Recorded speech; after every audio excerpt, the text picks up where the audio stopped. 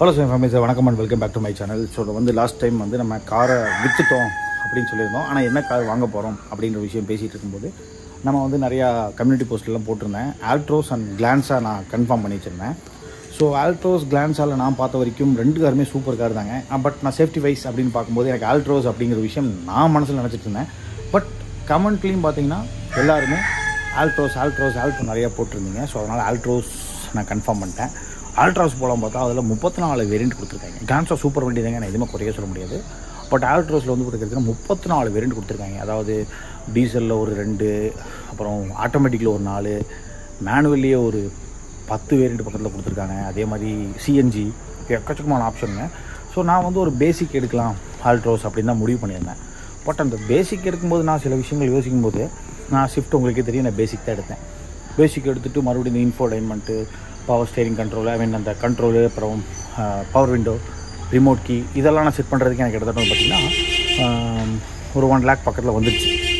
எனக்கு அதான் தோணுச்சு, நம்ம வந்து தேர்ட் பார்ட்டி எடுத்து போடுறதுக்கு எடுக்கும்போதே ஒரு பல்காக ஒரு நல்ல காராக எடுத்துடலாம் அப்படின்னு பிளான் பண்ணி நான் என்ன பண்ணேன், கை வலிக்குதுங்க, என்ன பிளான் பண்ணேன், டேரெக்டாக நான் வந்து டாப் எண்டுக்கு முன்னாடி வேரியண்ட் எக்ஸ்எம் ப்ளஸ் அப்படின்ற ஒரு வேரியண்ட்டை புக் பண்ணியிருந்தேன். XM plus.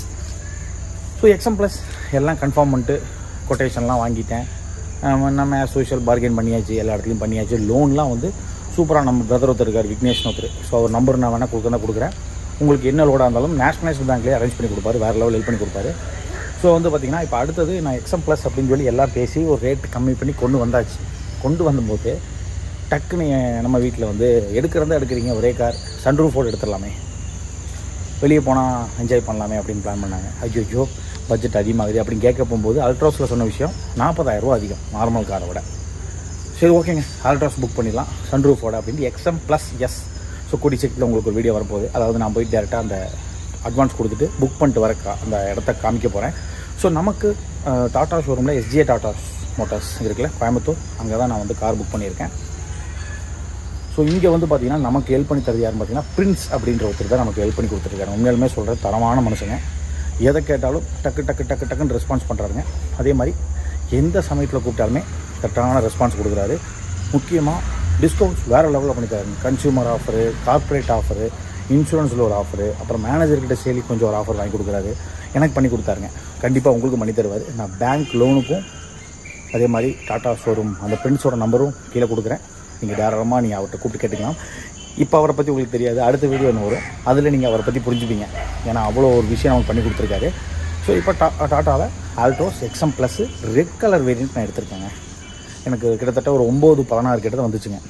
ஒரு இனிஷியல் கொஞ்சம் இனிஷியல் அமௌண்ட் கொடுத்துட்டு, கொஞ்சம் இனிஷியல் அமௌண்ட்னா 5 லட்சம் 10 லட்சம் இல்லாத 50,000 கொடுத்துட்டு மிச்சம் லோன் தான் போட்டிருக்கேன். ஸோ உள்ளே எல்லாமே இருக்குது. எனக்கு என்னென்ன வருது அப்படின்னா இன்ஃபோடைன்மெண்ட் வந்துருக்கு, 7 inch இன்ஃபோடைன்மெண்ட்டு, பேக் கேமரா, அடுத்து வந்து பார்த்திங்கன்னா ஸ்டேரிங் கண்ட்ரோலு, அடுத்தது பவர் விண்டோ, 4க்கும் பவர் விண்டோ, 4 ஸ்பீக்கர் வந்துடுது.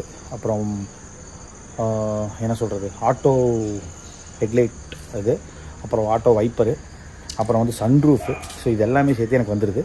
ஸோ யாருக்காவது கார் தேவைப்பட்டால் நீங்கள் டாடா எஸ்ஜே ஷோரூம் டாட்டா வாங்குறதா இருந்தீங்கன்னா அங்கே போகலாம். So thank you so much. உங்கள் சப்போர்ட்டில் ஒரு இடத்துக்கு வந்துட்டுருக்கேன். நீங்கள் இன்னும் கொண்டு போவீங்கன்னு நினைக்கிறேன். அந்த விஷயத்தை நான் வந்து மறக்க மாட்டேன்.